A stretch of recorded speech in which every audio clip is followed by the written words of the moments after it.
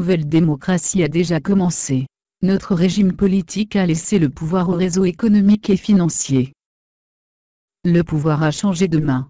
Les véritables maîtres du monde ne sont plus les gouvernements, mais les dirigeants de groupes multinationaux financiers ou industriels, et d'institutions internationales opaques, FMI, Banque mondiale, OCDE, OMC, Banque centrale. Or ces dirigeants ne sont pas élus, malgré l'impact de leurs décisions sur la vie des populations. Le pouvoir de ces organisations s'exerce sur la planète, alors que le pouvoir des États est national. Plus riches que les États, elles financent les partis politiques de toute tendance, et dans la plupart des pays, ces organisations sont de fait au-dessus des lois et du pouvoir politique, au-dessus de la démocratie.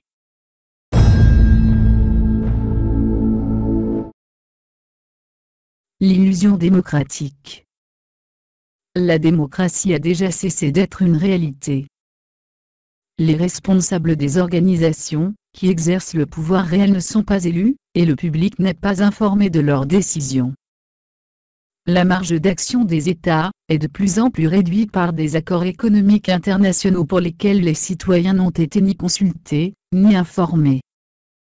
La mondialisation vise un transfert du pouvoir des États vers des organisations non élues avec des traités, comme GATT, OMC, AMI, NTM, NEFTA.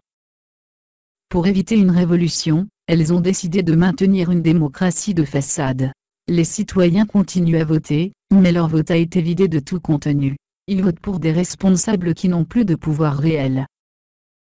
Nous n'avons pas le choix, elles décident pour nous. C'est le nouvel esclavage des temps modernes. Notre démocratie nous laisse choisir, comment elles vont nous le faire avaler avec de la sauce de droite pimentée, ou de la sauce de gauche aigre douce.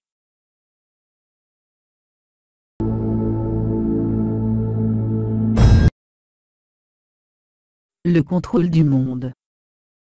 Les responsables du pouvoir économique sont quasiment tous issus du même monde, des mêmes milieux sociaux. Ils se connaissent, se rencontrent, partagent les mêmes vues et les mêmes intérêts. Ils ont la même vision du monde idéal du futur. Leurs plans pour maintenir le contrôle sont affaiblissement des États et du pouvoir politique, déréglementation, privatisation des services publics, endettement des États au moyen de la corruption, précarisation des emplois et maintien d'un niveau de chômage élevé, entretenu grâce aux délocalisations, et à la mondialisation du marché du travail. Réduction des aides sociales, pour accroître la motivation du chômeur à accepter n'importe quel travail à n'importe quel salaire. Empêcher la montée des revendications salariales dans le tiers-monde, en y maintenant des régimes totalitaires, ou corrompus.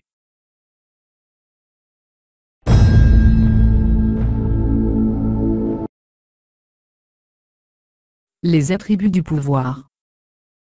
Les organisations multinationales privées se dotent progressivement de tous les attributs de la puissance des États, réseaux de communication, satellites, services de renseignement, fichiers sur les individus, institutions judiciaires, établis par l'OMC et l'AMI, accords grâce auxquels une multinationale pourra traîner un État devant une cour de justice internationale spéciale, elle se dote déjà des armées privées. Comme en Amérique, d'un corps, CACI.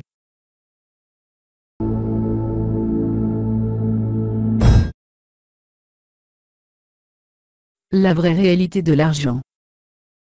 L'argent est aujourd'hui essentiellement virtuel.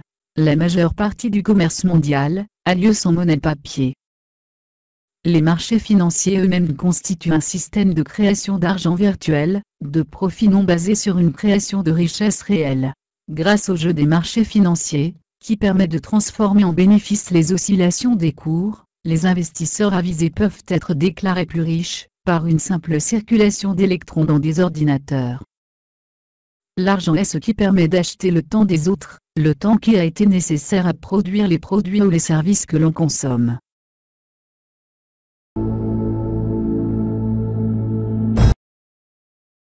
De consommateurs, mouvements écologistes, doivent intégrer et répondre en se plaçant sur le même niveau d'organisation, au niveau mondial et non plus national.